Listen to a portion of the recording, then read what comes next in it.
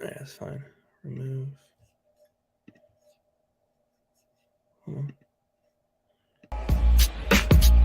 Embiid stepping back and stroking two. Bogdanovich thinking about a three. There it is. Yes! See it again.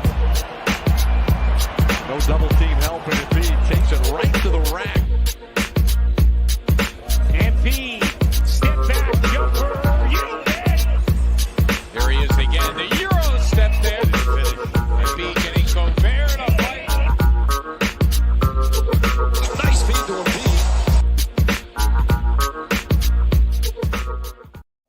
What's going on, everybody? It is Tuesday. It's a new week, new year.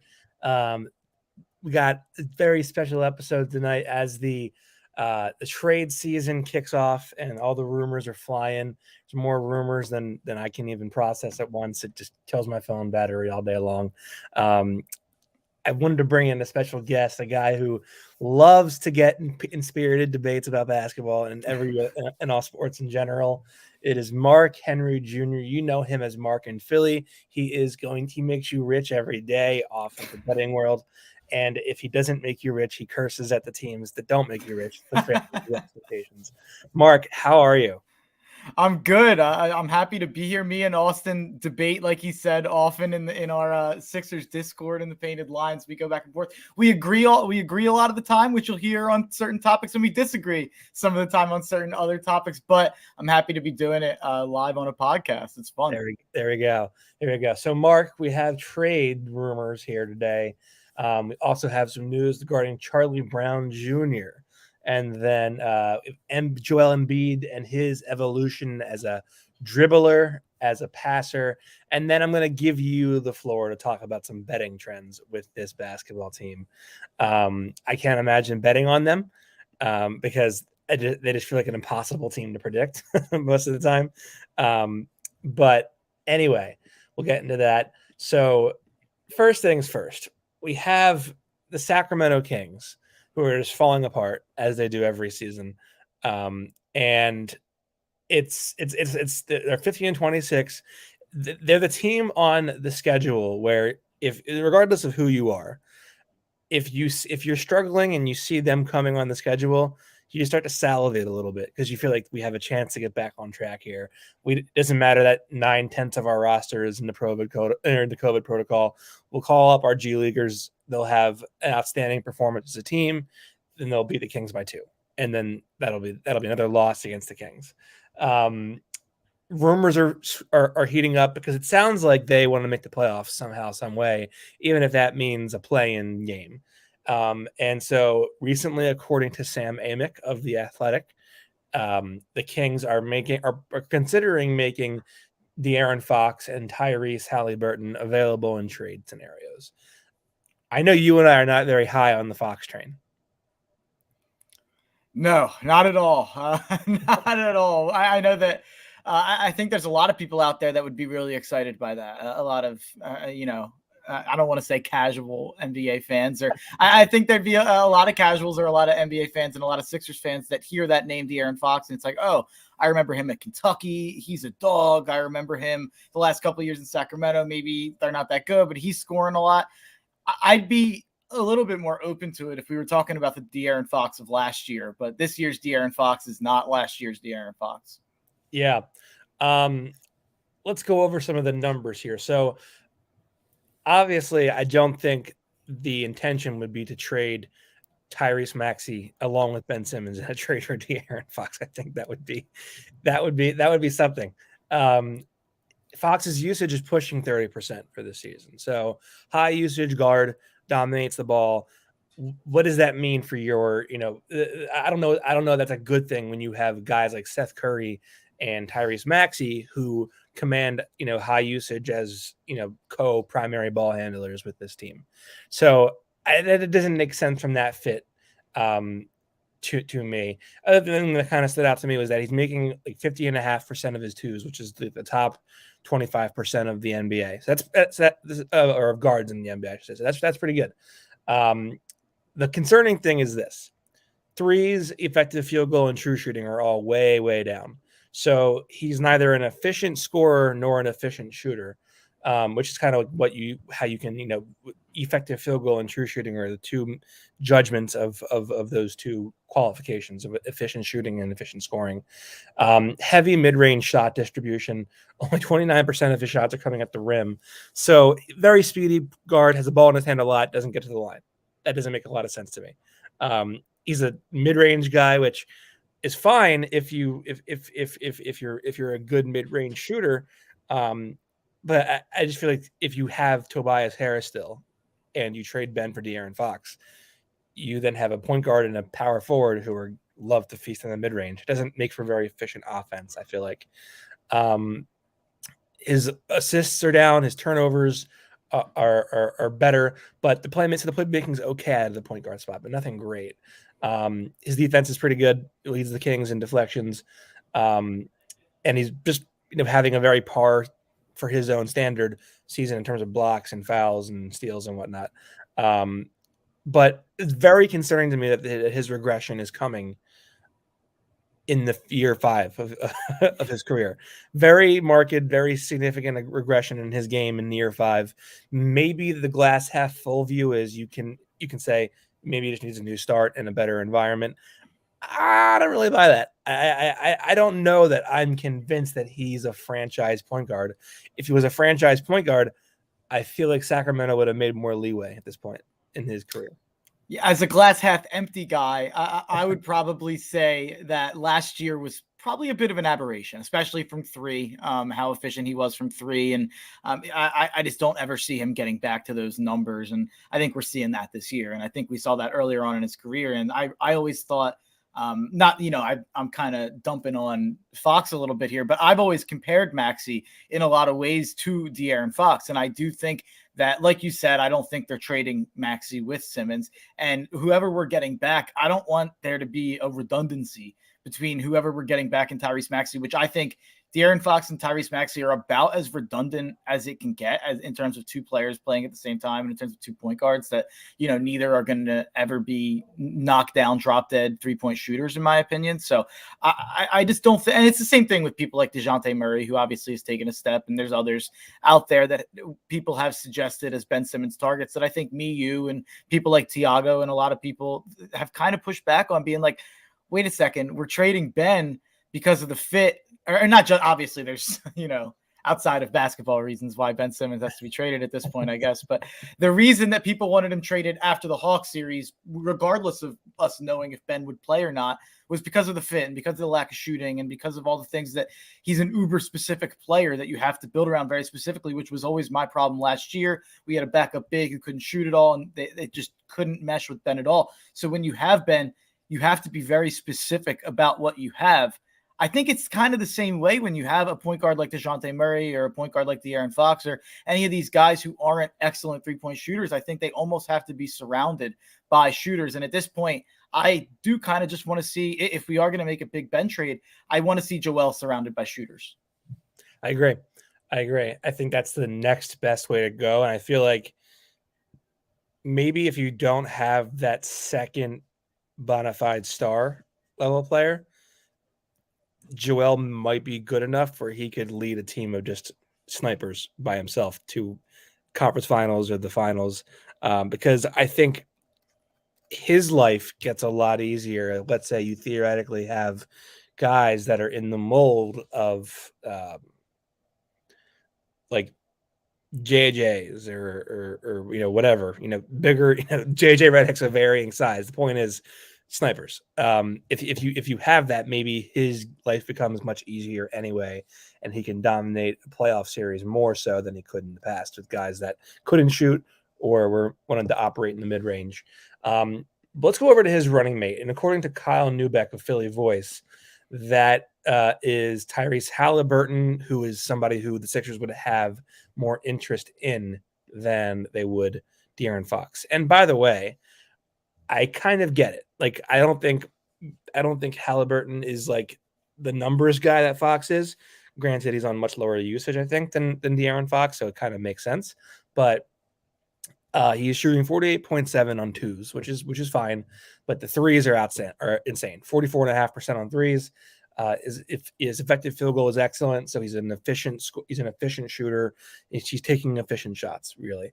Doesn't get to the rim at all, but the shot distribution favors mid-range and threes anyway. So I mean, I don't know that he's the quickest guard, so it kind of makes sense that he doesn't get to the rim a ton, especially when you figure in his prowess as a shooter. But likes mid-range, likes threes. And he has a 30% assist percentage, which is pretty good. He's a decent, he's a decent passer on the wing. He's a slasher. And he has an assist to usage ratio of like 1.46. So what that means is he's making a lot of passing given the amount of time he has the ball in his hand, which is good. Now turnovers can be a problem, but generally I think the way that he plays fits the Sixers much better. He's top 10% of the league in blocks and steals and fouls, second on the Kings in deflections. So I mean, he's a fine defender. I think he fits in best with what the Sixers have in terms of a guy that's not going to command the ball a lot. You're just going to basically wait patiently in the wings, relocate, and if he has to put the ball on the floor to attack closeout, he can do it. But generally, a three-point shooter with some passing capabilities. I don't know that he is a difference maker in the eyes of what the Sixers are doing, which makes sense because the viewpoint is that he would be a connector as part of a bigger deal. Yeah, I think that there's definitely something to that. Also, it can't be ignored that Tyrese Halliburton and Niang are best friends. So, that has to be considered if you're Daryl Morey. But going back to Daryl Morey with the thing you mentioned that Neubeck said that we would have more interest in a Halliburton than a De'Aaron Fox. It reminds me, it jogs my memory back to, we had Jake Fisher on Everything's Fine, the podcast that I do, I think a month or two ago. And I asked him, because I've always kind of, when I've thought about Daryl Morey, what he wants and what he looks at, and especially being such a part of the movement of 3-point shooting in the NBA. And I just find it hard to believe that he would cash in his chips, which is right now Ben Simmons and whatever he's going to attach to Ben Simmons, to De'Aaron Fox, a guy that's just not a great shooter from three. So him having more interest always made more sense and Halliburton. And Jake Fisher kind of confirmed that. He said, maybe they would have interest in Fox, but he thinks that it would only be as a reroute, as someone that maybe you use that in a 3-team deal or you trade for him and then trade him again, which I think Neubeck might have even mentioned as well. So I think the information's pretty good there. But Halliburton's an interesting conversation, because obviously with Halliburton's salary, you would have to add, a Buddy Hield, a Harrison Barnes, maybe a Bagley and a Rashawn, something like that, but probably a Buddy or a Barnes to Tyrese Halliburton. And Tyrese Halliburton's a really good player. I think he's a really solid player in a lot of ways for the things you mentioned, and especially him being such an uber efficient player and an uber efficient 3-point shooter. It would be a great fit with Joel at that guard position where he's not too ball dominant. He wouldn't take the ball out of Maxi's hands too much. And I think you could play him and Seth or him and Maxi. So in that way, I think he's pretty, I'm not finding the word I want to use, but I think you can integrate him pretty well into this team and into either lineup that you want to use, either guard you want to play with him, even shake. So I think he's really adaptable, I guess. The question with him is he what he is? Is Tyrese Halliburton going to grow into a better player? We have seen him obviously grow a little bit as he's been in the NBA, but I kind of have some thoughts that this is what he is. And this is kind of what I thought coming out of college. I thought he'd be a really solid player right away, and he was. And I think he's still that solid player. I have doubts that he's going to take another step to be maybe like an 18, 19 plus point game scorer, but maybe he doesn't have to be that here. So there's always some calculus on, what do you have to add to Joel that equals the title? And we don't know what that is because, if Joel's this good, maybe it's not as much as we think it is, like you kind of mentioned earlier.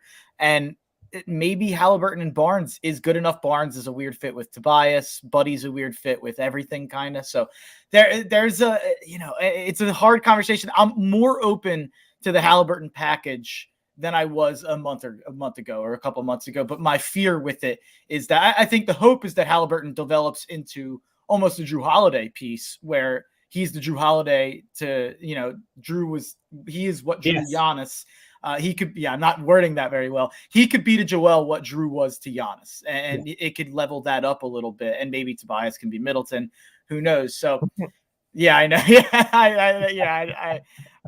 That's assuming a lot, but it's something I think that you kind of do have to introduce into this conversation. And I'm sure you're going to get to it more with the Hawks piece. I think that everyone's joking and laughing about, oh, how do you unload 80? The Kyle Kuzma tweet, how do you unload 80 million with Ben Simmons and Tobias? The team that can do it is Sacramento. If we want to have a crazy, let's just swap rosters 2K trade, you can do like Halliburton, Buddy, Barnes, and Bagley for Ben, Matisse, and Tobias. And your big time swap, you basically give Joel Embiid an entire new team of shooters. It's interesting. It's interesting just to get off Tobias, but I don't know my how much guess, better it makes them. Yeah, I mean, my guess is that Daryl would probably love that trade just because, like, you really lean into the 3-point shooting mold that you want in theory around Embiid. Speaking of Harrison Barnes, so like we've addressed the De'Aaron Fox and we've addressed the Tyrese Halliburton thing. I think we both agree that Halliburton's a better fit. And the Sixers seem to think that too. But like if we look at like I like the idea of Buddy Hield because the Sixers just don't have a guy that can get up 8 threes in a game. Like they just don't have that. They need that. They really need that. And he is that guy. Whether his shot selection is good to a game-to-game basis is arbitrary, but he will get up 8 threes for you. He will make a high percentage of them, and that's kind of what you need. And he's going to be more open than he's ever been before in his life on the Sixers. And I'm kind of thinking lately, I don't know how this works in terms of salary structure in the future, whether this is legal or not in an NBA world. But let's say you give Furkan a 1-year, $20 million deal last summer. You just send him to Sacramento. They get off the Hield contract because that was a mistake. And then you get Buddy Hield. And I feel like that's like, you don't have to do too much crazy shape shifting for trades.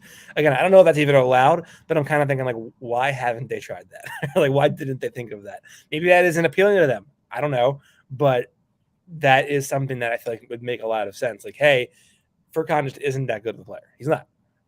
He varies from game to game basis. They need a shooter that's more accurate than him and more consistent than him. That's Buddy Hield. You have the bird rights to Furkan Korkmaz. I don't know why. Like you don't have to sign him in the cap space. It wouldn't have been a hard thing to do.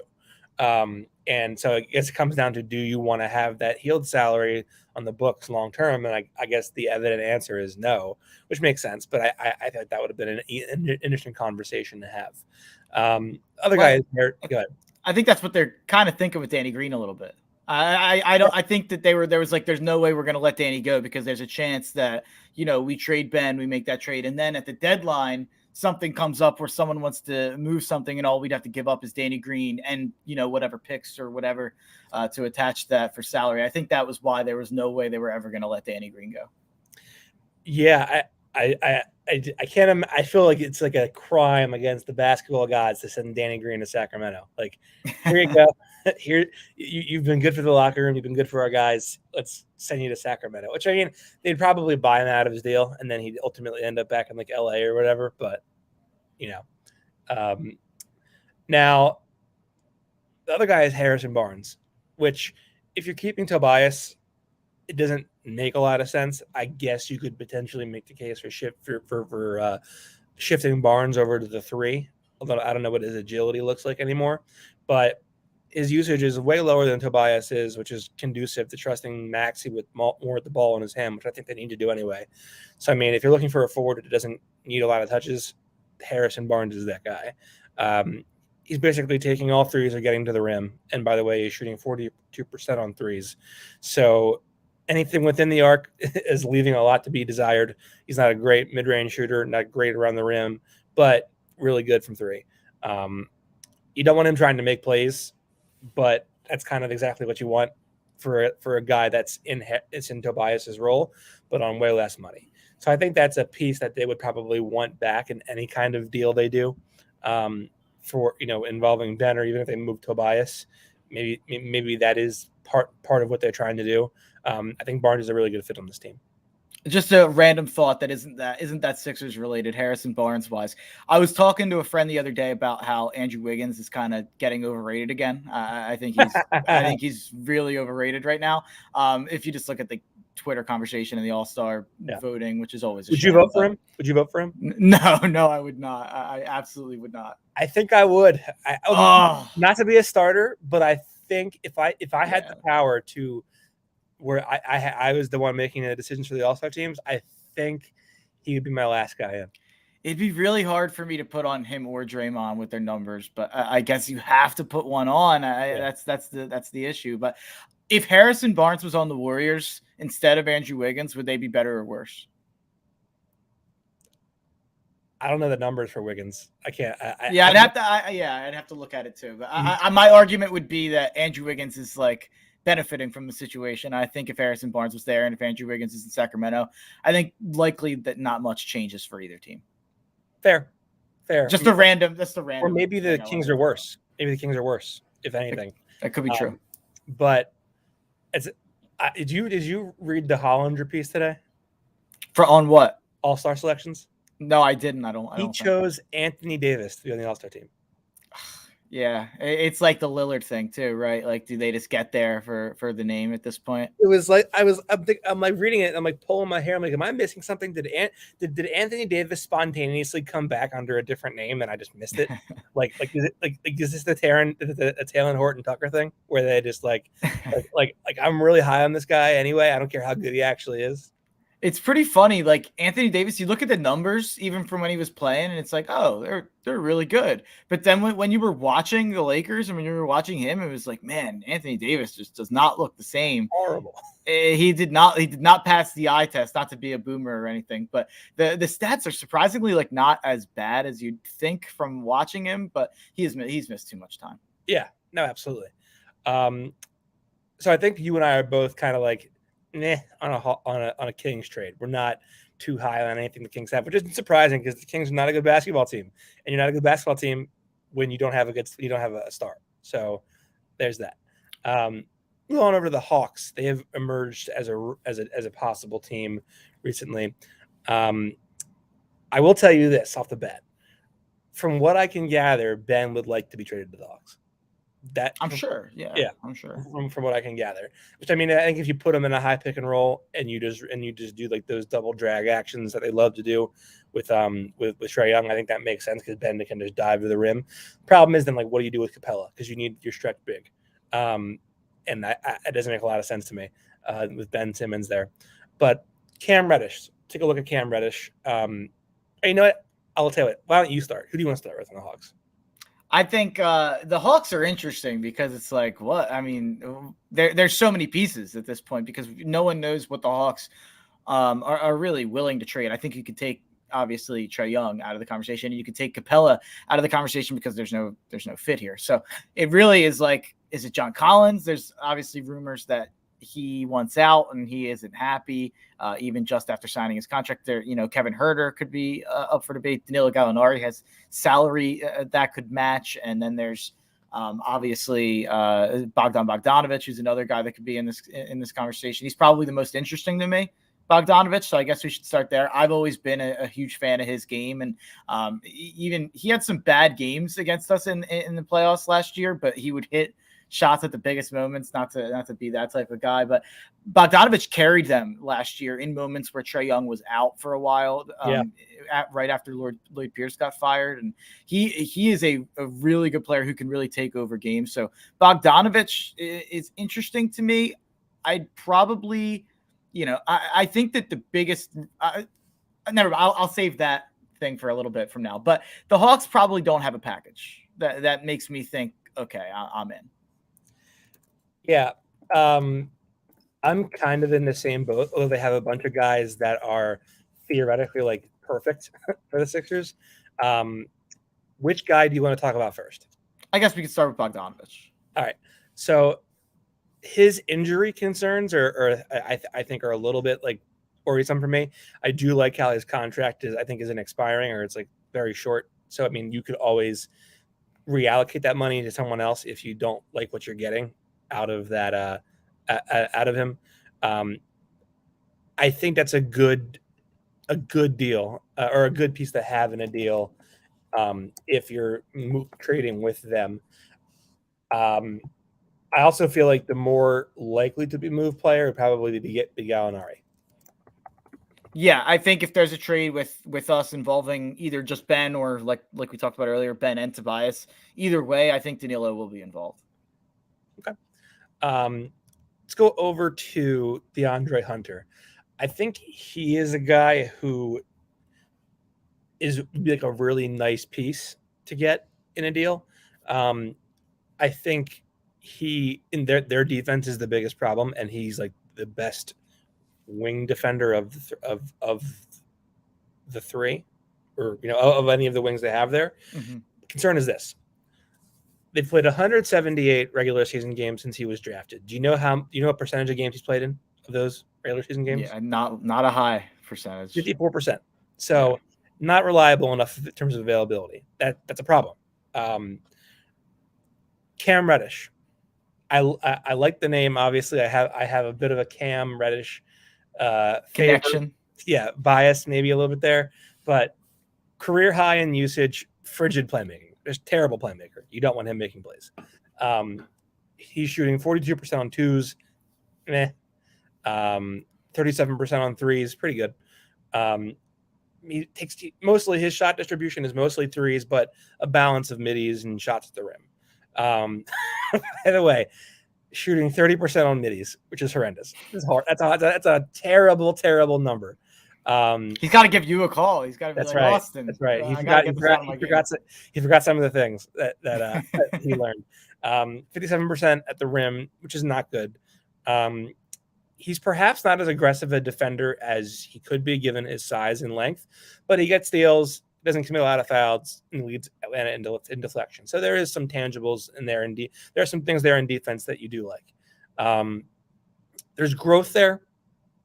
And I think there's growth that he needs to exhibit before you're ready to say anything about him. Problem is, I don't think the Sixers have the patience for waiting on a young guy to figure it out. I don't think there's enough time for that. And he just hasn't made a big enough jump in 3 years. Now, part of that is like, well, why hasn't he played that much in 3 years? I mean, or like, why hasn't he been given, enough leash in 3 years? I mean, I feel like he was a very high touted player coming out of the draft. He's kind of like he's had some injury stuff, but he's mostly not had a lot of usage with the Hawks. Even though this is his career best usage, still isn't anything like that crazy. Gallinari is a guy who I feel like if there's any one shooter in the NBA that year after year has just crushed the Sixers, it's been Gallinari. And the funny thing is, like, he gets no lift under his shot at all. He just makes these insane line drive shots. Like out of the post, he's killed the Sixers. He's killed them from 3 too. The 3 that he missed the buzzer earlier in the season that would have won the game for Atlanta. I was like, that's going in. There's no way it's not going in. And then it was just a little bit short. He's been a Sixers killer. I think like the second most points of his career came against Sixers when he was on the Knicks. Yeah, he's someone that's always killed us. He's someone I've probably always overrated a little bit in my head. And I think that if there was a trade with Atlanta, I don't think there will be. I really don't think that the Ben Simmons trade will be with us receiving pieces from Atlanta. I guess I should say. So I don't think it'll happen, but if it does, Danilo will be involved. And I do think that, he would play well on our team. I think he'd be a good fit with Joel. You put shooters around Joel, it's going to work pretty much no matter who it is. You saw that with Ersan Ilyasova a couple of years ago. And I think Danilo is a way, way, way better version. So I think there's an argument to be made that it's a good fit. There's also an argument to be made that, you have guys like Niang and Furkan that are both pretty unathletic and both playing at the forwards. It'd be maybe not a great argument to add Danilo to that. And maybe we need more athleticism and not less athleticism. So I don't think there's any perfect trade with Atlanta, but I think that the news and the takeaway of this rumor should be that there's more teams. And this has always kind of been, I think, your point as well as mine on waiting on the Ben Simmons trade.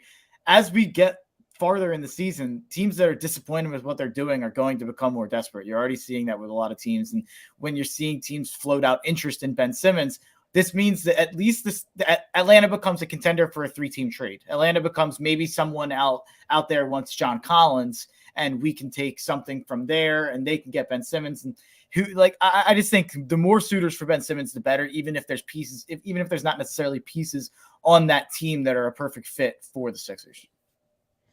Yeah, I agree. Let me ask you this. How would you feel about like someone that profiles like Tobias, but is better than is better than Tobias, I guess is what I would say. Who are you referring to? John Collins is surprisingly similar to Tobias. Obviously the rumor right now is he's not happy with his role in Atlanta. He would have a chance at a higher usage in Philly. And I was kind of surprised that he takes as good care of the ball as he does. His turnovers are pretty low. But his shooting splits 58.3% on twos, 42.7 on threes, 59.8 effective field goals. So he's an excellent shooting. So, I mean, across the board, just crushing Tobias and shooting. Doesn't take a lot of threes, though. A lot of mid-range jumpers at the rim. So basically, he has the Tobias profile. I will say 73% at the rim, which is good. 41% on middies, which is pretty good. Defense is largely unimpressive. So, I mean, if you're looking for a Tobias but upgraded, that would be essentially John Collins plus way better vertical athlete. I think if you were to do the Ben deal, I'm not convinced the Hawks would be so willing to include him in a Ben deal because that's like their double drag go-to is John Collins popping out. And I mean, I guess Hunter could be that guy, but he's not available to play all that often. But I mean, it kind of depends on where you stand on the Tobias shooting profile. I don't mind him taking a lot of mid-range jumpers because he was good at them. Right now, not so much. But analytics people are like, oh, I hate it. He needs to take more threes. Like, I don't care about that. Like, if you make 50-something% of your twos, yeah, you need him taking more threes, right? Yeah, 100%. I want Tobias taking more threes. I want John Collins taking more threes, to be honest. I feel the same way about both of them for sure. Okay. I mean, I get it because at some point if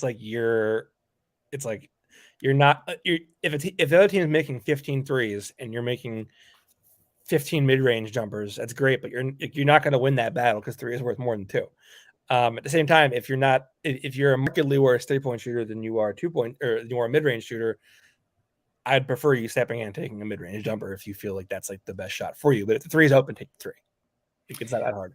Yeah, this is a fun little personal story. Not fun. It was the Sixers, so it's not fun. But some people may know me or may follow me based on the streak thing that happened last year in the playoffs, where I was tweeting about my girlfriend was undefeated, and then it died a painful death in Game 5 against the Sixers or against the Hawks. I mean, are you still in therapy?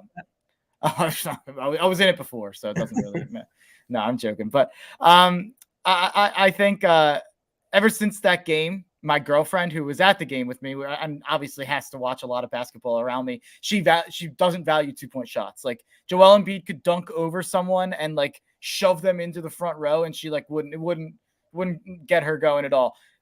She just complains anytime the Sixers aren't shooting threes. So I'm someone like you just made fun of me a little bit for, who's like, why isn't Tobias shooting threes? But I find myself now watching games with someone who will hit 4 straight 2s, and it's like, well, it doesn't matter. It's not a 3. And I'm like, 2s matter too. So I'm kind of like I'm on both sides of it now. But generally I am like a just shoot all the threes type of guy. And Tobias Harris has shown in his career that he can do it. Like in his LA Clippers days, that was like, as you know, we're not going to get into it too much on this podcast. There's no real place for it, but I'm not a huge Doc Rivers guy. I never have been a Doc Rivers guy. I know. Believe me, I know. But, I know.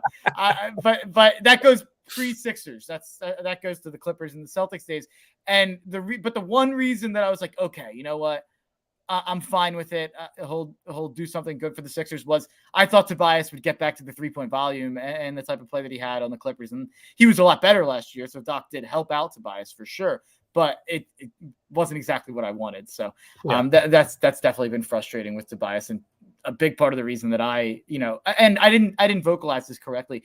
The Kings thing, the Kings packages, like we said, I'm met on. I think where I'm at with the Sacramento thing is if you want to take Tobias, we can talk. Like, that's probably where I'm at. Fair. That's fair.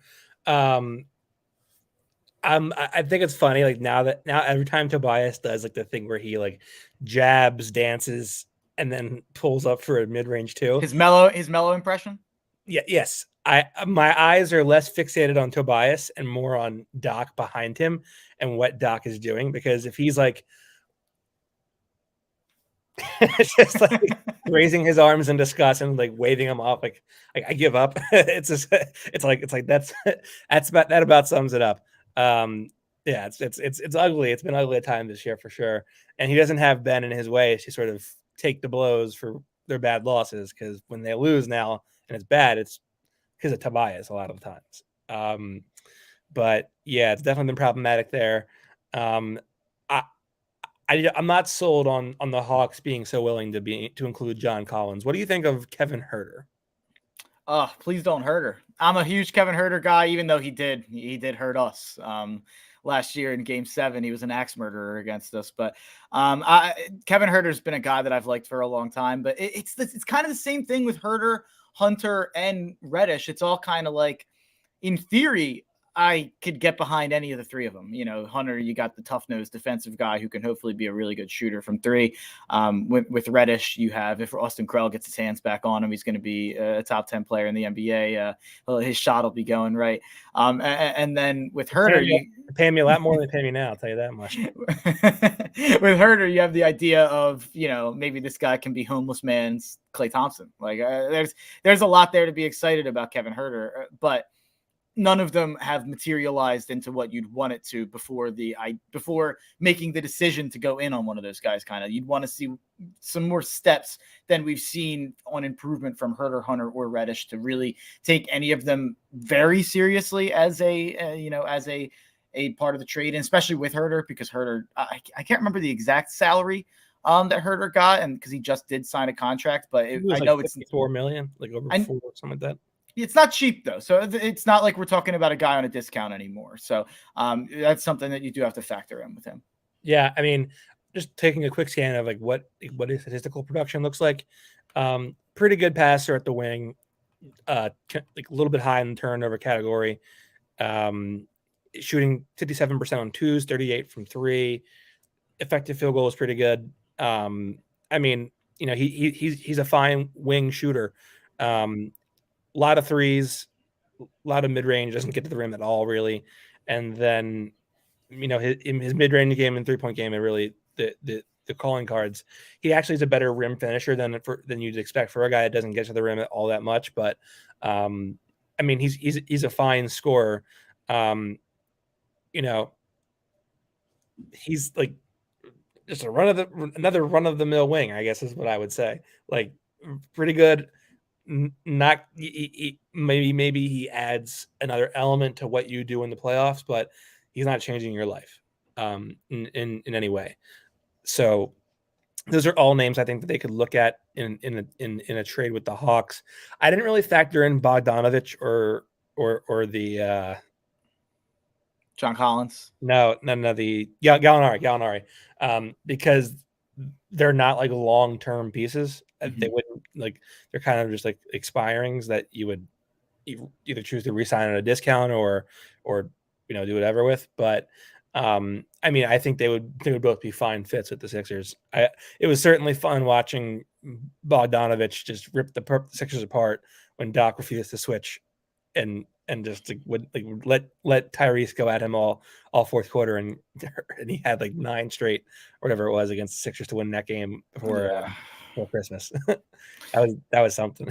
Yeah, when he's good, he's awesome. That's the thing about Bogdanovich, but he's taken a step back this year pretty significantly. So that's something. If Bogdanovich was putting up the same numbers he put up last year, maybe I could be talked into it a little bit more, or maybe he could be a piece in a 3-team deal that I could be interested in. But I think that the most noteworthy thing is just that there's another team that's interested, and there's another team that you can add to the list of desperate teams. And Atlanta is absolutely on that list. They're one of the most disappointing teams in the NBA so far.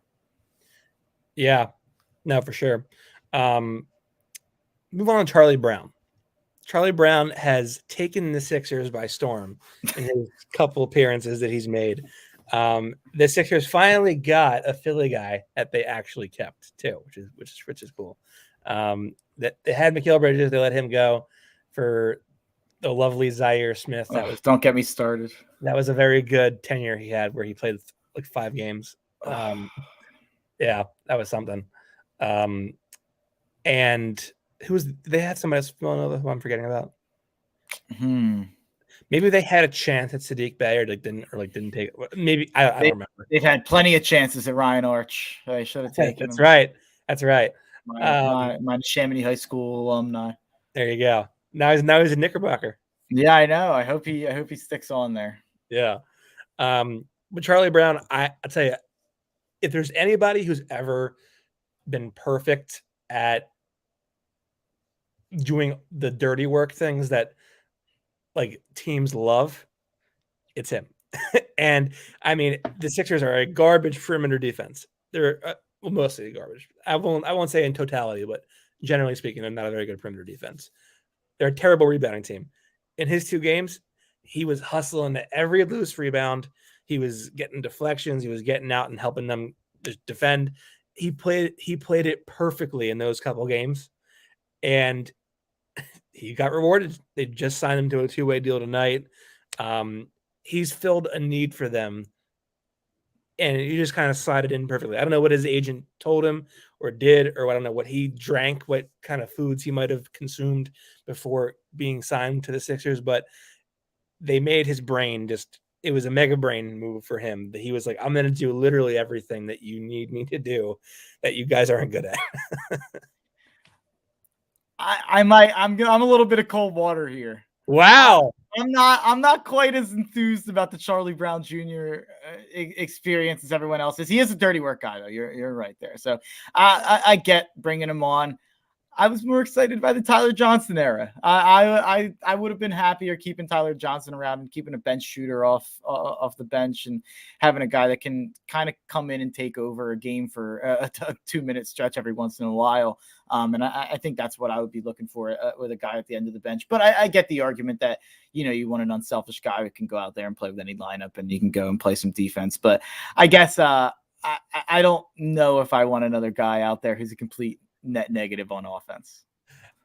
Well, those are just so much fun. I saw him the first shot he took last night. I cracked up because I was like, it may be a foul, but my God, man, did you miss that 3 about 11 feet short of the bat? I mean, it hit the bottom of the close side of the rim or of the backboard. Like it clipped the bottom corner of the close side of the backboard. That's how off it was. Which I thought was hilarious. Even if it was blocked or he was fouled, still, I thought it was hilarious. Now, his shot needs a lot of work. It's like a shot put catapult type thing where he gets it over that right shoulder and he just slings it. And like buddy, you gotta clean that up. It's gonna get blocked, or you're just not gonna make many shots.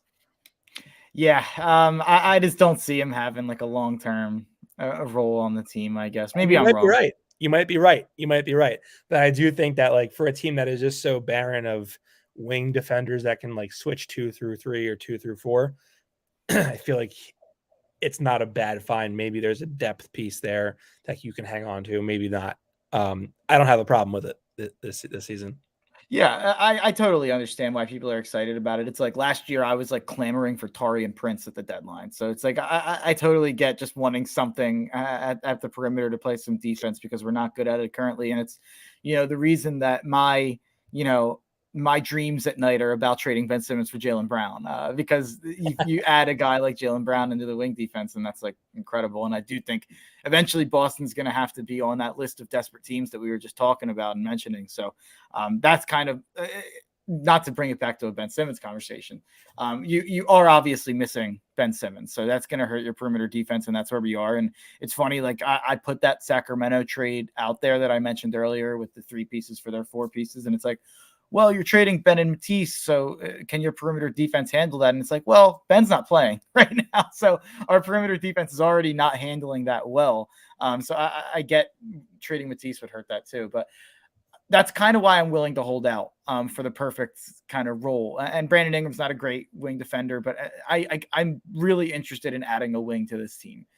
So maybe that would also negate the need for a Charlie Brown Jr. down the line. But I am hoping that they add a wing at some point, whether that be a huge move or whether that be something like Taurean Prince or something like that. Have you ever like seen Jaylen Brown shooting free throws? It's like a wild adventure. Yeah, it's bad. I don't get what's happening there. It's like his mechanics are sound, but he either nails it or it's like a very profound brick. Yeah, that's like the one weird thing about his game, and he's improved in so many. Like, I was not a Jaylen Brown guy, like coming out of the college, and even when he started being a pretty good player, I was like, he's overrated, and I just was kind of always pushing back against it. The way he's grown these last couple of years is shocking. How good he's turned himself into as an offensive piece, especially. But it's shocking that he hasn't fixed that, especially with how good of a shooter he's become and how good of a scorer he's become. It's shocking that he's just like, I think is he 70%, something around there from free throw? Like, it's like lower than that, like 60 something. Yeah, it's I know it's not good. It's not what you'd think. It's a shocking. If you don't like, if anyone out there that's like just a casual fan and doesn't know like what Jaylen Brown's strengths and weaknesses are, I don't think that they would guess he's a sub 70 or around that percentage free throw shooter. Yeah, I mean, he's not the first Celtic to just brick everything he throws up, but I mean, it's just a very odd phenomenon. If I told you at the beginning of the year that the Sixers would be replacing the Ben Simmons defensive prowess with the likes of Matisse Thybulle and Charlie Brown Jr., what would you have said to that?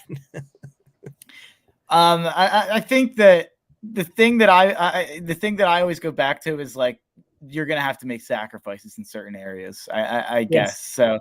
That's the whole thing about Ben Simmons, and a lot of people are saying, oh, if we had Ben, how many more wins would we have? And I do think that we'd probably have another win or two, or a couple more wins, maybe, especially without Joel. But people forget that the minutes with Ben on the floor without Joel have never been good. Yes.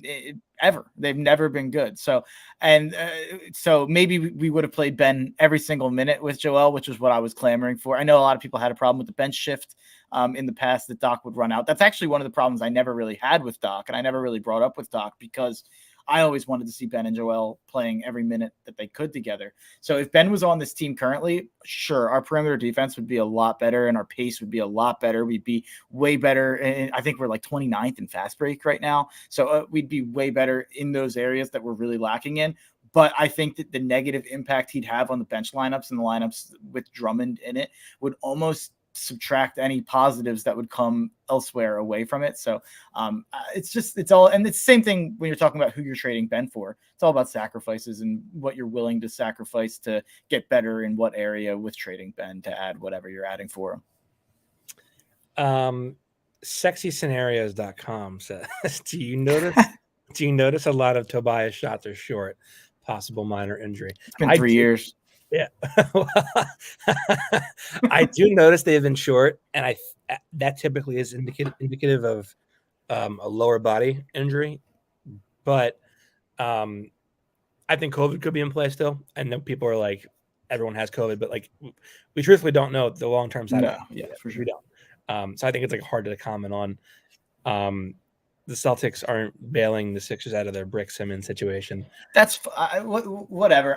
Everyone loves to like throw that at me. Anytime I throw that out there, they're below 500, I think, right now. So they're well below 500. So I mean, and Ben would probably be their second best player if they traded Jalen. They don't have it. Yeah, their third best player, whoever that is, probably Robert Williams, Marcus Smart, Al Horford, whoever you want to say it is. They're nowhere close to as good as Ben Simmons. So if you traded Brown or Tatum, they'd be Ben would be their second best player. But my point on it is Boston's going to have to be desperate. Brad Stevens is new in his job. He can't just sit there like Danny Ainge did for last year when they got a 7 seed or whatever that was. And he can't just sit there while they go another 40-42 season with, 2 studs and centerpieces. So I do think Boston's going to have to make a move. And I do think that move is going to end up having to be breaking up Tatum and Brown. And they're not going to trade Tatum. So I do think that they will end up trading Brown. And I don't understand really what people think will offer for Jaylen Brown. I don't know who's going to come in with a better offer. We could offer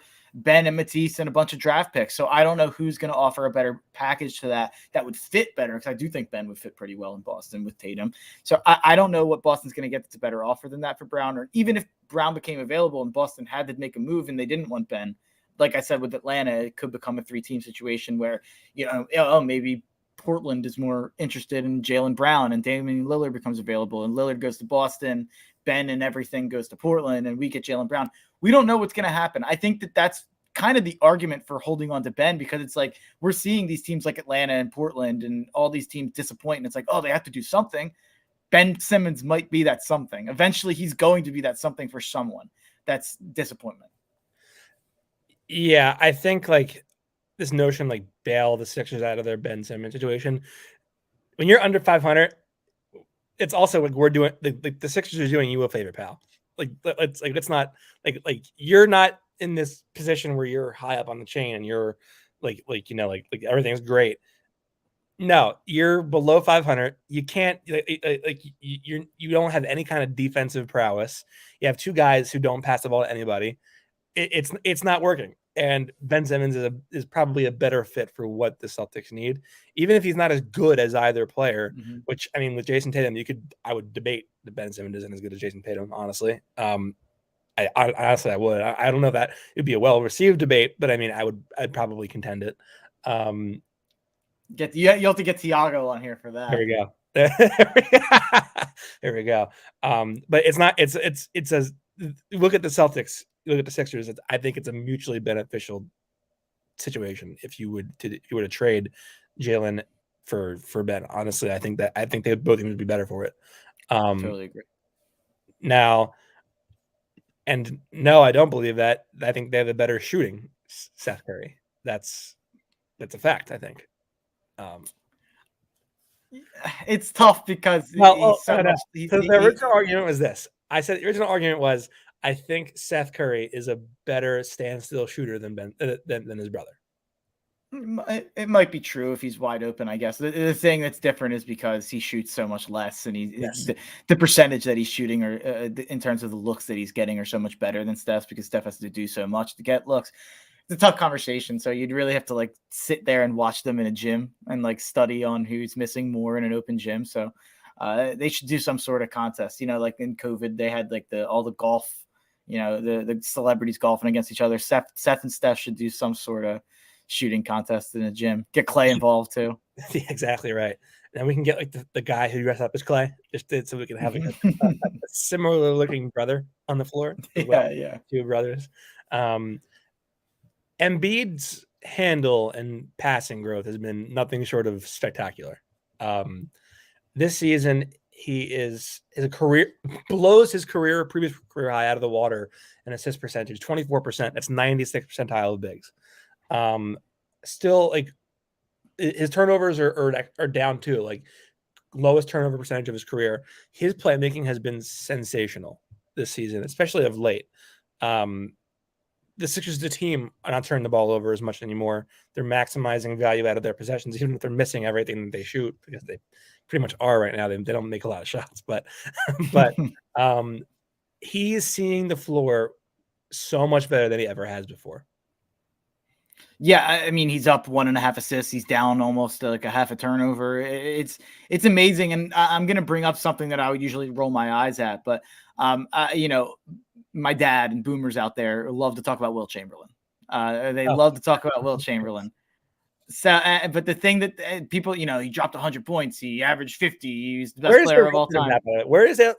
I want to see. I don't believe it either. I want to see a signed box score or a video. Hey, you had the picture holding the sign. There you go. Like a video proof that actually happened. No, I don't. Hey, it happened in Hershey. I don't disagree. I think that we should go back and try to, Zapruder film that. I'm skeptical of it too. But this, even beyond that, I think that someone's favorite line about him is always like, he decided people thought of him as just a scorer. So he went out and he led the league in assists. And it's like, well, he was playing against like absolute bums who had second jobs as like bartenders, but whatever. I won't get into that. But I will say that there's like some of that with this where it's like, and Joel said as much. I'm sure you have the quote better down in your head than I do, but he said basically like, I hear the criticism, like I hear what everyone says. And that has been something that's been a valid criticism of me. Like I haven't handled doubles well and I turn the ball over. I'm not a good passer, like whatever. I think there's a little bit of it too, where he hears people, you know what I'm going to say, but I'm trying to find the words. He hears people drool over Jokic and he knows that they're the two best bigs in the world. And he knows he's not going to be as good of a passer as Jokic, but he wants to at least make it he's a good passer. So he can be in the conversation for best big in the world. And to just do that, to just be like, yeah, I'm going to do it. Like that's fine. Like, I'm just going to, be a good passer now. Like I'm going to sense doubles now. It's like, that's just the exact kind of stuff you want to see from the superstar. It's unbelievable. And now he's making these passes where he'll be looking back to Thibault cutting and he'll find him, on a rope. Last night it was like, I'm going to twirl into the lane for a spin move for a post up. And then I'm going to kick the Furkan out of the same move and just like surprise everybody. Like the ball's over here. And you're like, wait, no, the ball's not in Embiid's hand. It's over there now. And then it's Furkan firing a laser at the backboard that bricks off the side of the rim. But that's a different story. Mark, let's go over some of the betting trends for the Sixers, because I'm very curious to see what you notice in the betting world. I would imagine they're the most impossible team to bet on. So that's actually not the case lately, at least. So you asked me about Sixers gambling trends to prepare a couple, and there's two obvious ones that jumped out right in my brain. So I did a little research, and they both kind of prove misconceptions that the Negadelphian aspect of the Sixers fan base has kind of been spewing. It kind of proves them wrong. So not only are the Sixers 7-0, obviously, in their 7-game win streak, they're 7-0 against the spread in that 7-game win streak, of which that they've been a favorite in 6 of those games. So they've been heavily favored in like 4 or 5 of those games. There was a narrative that was coming up by fans and a certain media member that we weren't very good against bad teams, and we were letting bad teams hang around. And Doc Rivers might have even been asked a question about it that he was upset by. And since then, they have pummeled bad teams. Like I said, they're 7-0 against the spread in their last 7. I think that they've won their last 4 by double digits now. They've been really good against bad teams, and they beat up on the teams that they should, which was obviously a criticism before. I think Doc should bring that up next time he has a big win. But the Sixers are exceeding the Vegas expectation now on a nightly basis. And Vegas has been pretty high on the Sixers since the preseason when they had their win total at 52.5, which was the 3rd highest in the Eastern Conference. And to that point of this team, even outperforming the expectations they have still, they've been great underdogs. They're 3-0 in their last 3 games as an underdog against the spread. And they've won all 3 of those straight up in their wins against Brooklyn, Boston, and Golden State. And they're 8-2 with 6 outright wins in the last 10 games against the spread as an underdog. So for those who are either saying that, we don't beat up on bad teams enough or that we can't beat good teams, neither are really correct. And it also, and again, this isn't really a gambling trend, but I believe they're on a 60+ win pace with Joel Embiid healthy right now. So I would say that the gambling, really what to look at is Joel playing? Yeah, I'll probably bet the Sixers, but really just don't bet the Sixers when Joel's out. And if the Sixers are underdogs, hammer them. And if the Sixers are playing a really bad team, hammer them then too. Where they kind of get into trouble is when they're like a favorite of between 3 to 7 points in those games against I'm trying to think of one example. It's not jumping off the top of my head, but that was what it seemed like. They're really good as big favorites, and then they're really good as underdogs. Interesting. I wouldn't have thought that.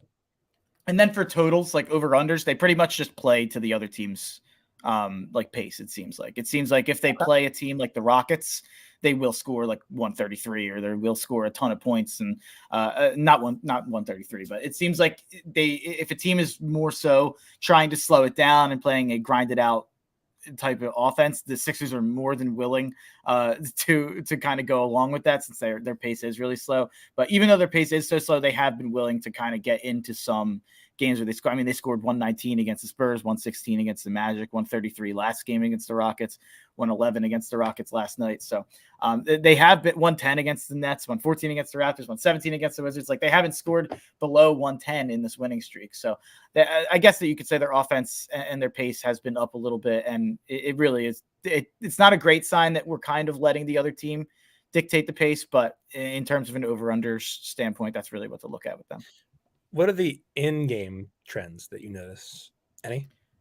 I think that the fourth quarter problem is kind of fixed a little bit right now, and I think Joel Embiid has been the number one factor in that. He's leading the league in clutch points, and he's been uber efficient in the fourth quarter. So that's kind of the trend in the past has been, the Sixers are up 15.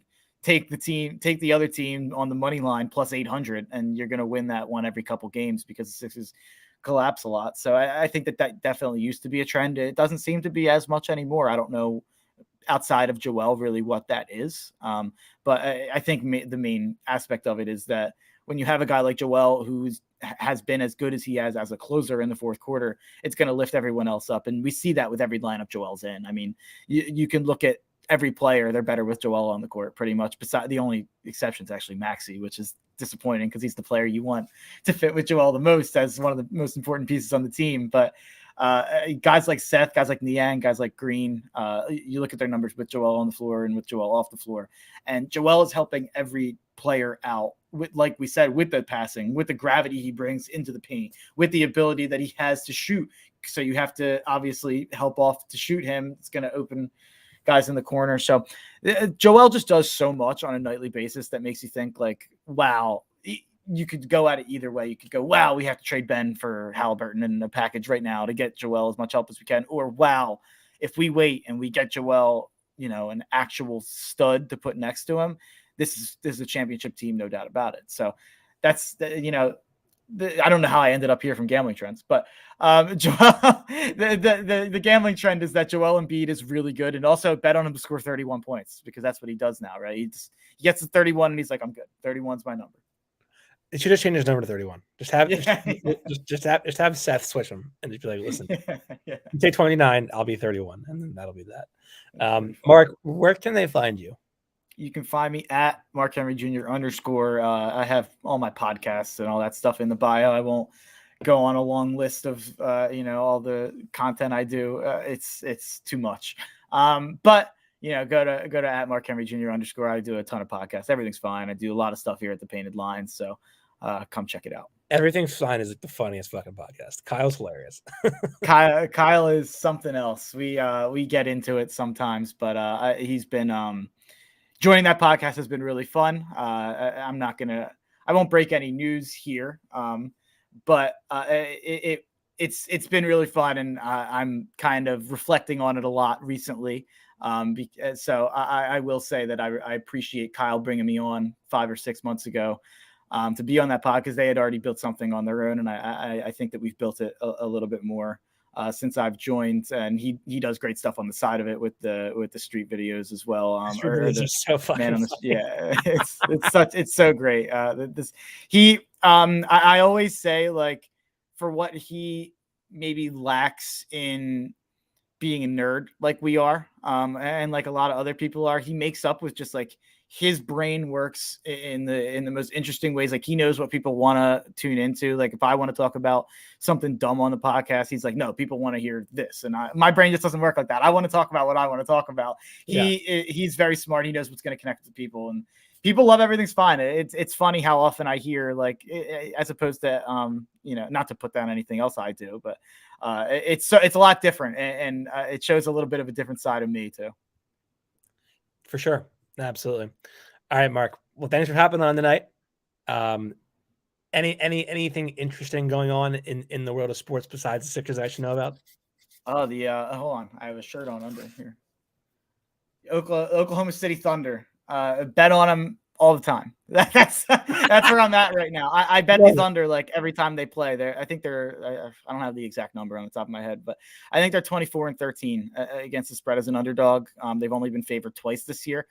So the Thunder, sometimes they lose by 35. Like, it's a gut punch when you bet them plus 10 and they lose by 35. But most of the time they tend to keep it a lot closer than you'd think. So I have them plus 9.5 tonight.